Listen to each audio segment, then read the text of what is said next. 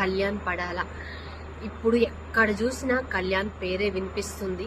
తను విన్నర్ అయిన తర్వాత తన గ్రాఫ్ కూడా పెరిగింది. అలాగే తన హౌస్లో ఉన్నప్పుడు ఒక మాట చెప్పాడు, 50 lakhs ప్రైజ్ మనీ వస్తే ఏం చేస్తావు అని అడిగినప్పుడు వాళ్ళ మమ్మీకి కొంచెం గోల్డ్ కొనిస్తాను, కొంచెం అంటే కొంత అమౌంట్తోనేమో అనాథ పిల్లల దత్తత తీసుకుంటాను అని చెప్పాడు.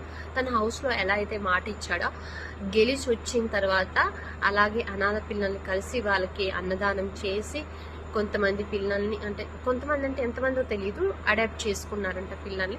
సో అది ఎంతమందిని ఒకళ్ళనా ఇద్దరునా ముగ్గురునా అనేది అయితే నాకైతే తెలియదు, కానీ అడాప్ట్ చేసుకున్నాడు అనే న్యూస్ అయితే నాకు వచ్చింది.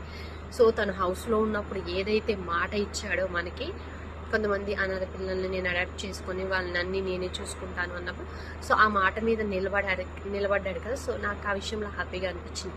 అరే మనం ఒక మంచి పర్సన్నే మనం గెలిపించాము, జెన్యున్ పర్సన్నే గెలిపించాము.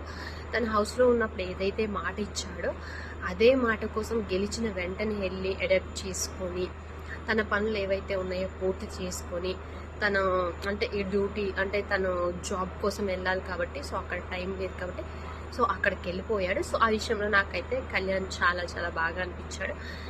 తను ఇచ్చిన మాట కోసం నిలబడి ఉన్నాడు. సో దాని మీదే స్టాండ్ అయ్యి అడాప్ట్ చేసుకున్నాడంట.